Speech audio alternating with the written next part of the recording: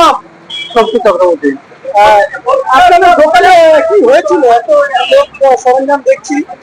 আমি তো দোকানে ছিলাম না, আমি বাড়িতে ছিলাম। বাড়িতে থেকে মানে কয়েকজন ফোন করলো, বললো তোদের দোকানে আগুন লাগছে।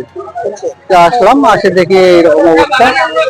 তারপরে একটু ফায়ার ব্রিগেড আসলো, আসে লিভার টিভার দিল, এখন একটু মোটামুটি ঠিক আছে। কিসের দোকান ছিল? কত ক্ষতি হয়েছে বলে ভাবছেন? এটা সেলাইয়ের দোকান ছিল, মোটামুটি টাকা পয়সা মোটামুটি ভালোই ছিল। আর কোন কোন আপনার পার্শ্ববর্তী কোনো দোকানে ক্ষতি হয়েছে? হ্যাঁ, পার্শ্ববর্তী দোকানে 2-3টা ক্ষতি হয়েছে আশেপাশে। ফায়ার ব্রিগেড সময় মতো এসেছিল? হ্যাঁ, বেশ সময় মতনই আসছিল। এখানে কি হয়েছে? এত ভিড় বা ফায়ার ব্রিগেডের গাড়ি দেখছি কেন? আমার নাম বিপ্লব সরকার।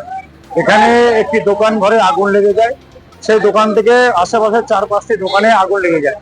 এখানে সাধারণ জনগণ যেভাবে সহযোগিতার হাত বাড়িয়ে যায় এবং সেই আগুন থেকে নিয়ন্ত্রণে নিয়ে আসে, এবং আগুন লাগার ফলে 4 থেকে 5টি দোকানদারের প্রচন্ড হারে ক্ষতি হয়েছে। কিভাবে লাগলো বলে মনে করছেন? বোঝা যাচ্ছে না। হঠাৎ আমরা এখানে দাঁড়িয়েছিলাম চায়ের দোকানে, হঠাৎ আগুন আগুন চিৎকার আমরা দেখতে পেলাম, আগুন দাউ দাউ করে জ্বলছে। হ্যাঁ, পরবর্তীতে সকল জনগণ এসেই আগুন নেভানোর চেষ্টা করলো। কিসের দোকান থেকে আগুন লাগছে? ওটা সেলাইয়ের কাজ করতেন। আর কয়টা দোকান বা কি কি দোকান ক্ষতিগ্রস্ত হয়েছে? একটি বইয়ের দোকানের ক্ষতি হয়েছে, তার পাশে একটি ফ্রিজের দোকানের ক্ষতি হয়েছে, তার পাশে একটি ছোট কাপড়ের দোকান ছিল, তার ক্ষতি হয়েছে। পুরোপুরি ক্ষতি হয়েছে। দমকল বাহিনী কি এসেছিল? দমকল বাহিনী শেষে এসেছিল, আগুন জনগণই নিভিয়েছে। এই যে রায়গঞ্জ হেমতাবাদের বুকে এই ধরনের ঘটনা দেখছেন, সেলাইয়ের দোকানে আগুন কিভাবে ঘটছে? বলা যাচ্ছে না কি কারণে ঘটছে, শর্ট সার্কিট থেকে হতে পারে বা কেউ আগুন লাগিয়ে দিতে পারে, একটি বিষয় রয়েছে। সঠিক তদন্ত হোক, তারপরে জানা যাবে আগুনটি কিভাবে লাগলো। কয়টা দোকানে লেগেছিল? কিভাবে লেগেছিল বলে মনে করছেন? না, এটা এক্সাক্ট এখনো কিছু বলা যাবে না, সেটা আপনার ইনভেস্টিগেশনে সেটা বলা যাবে।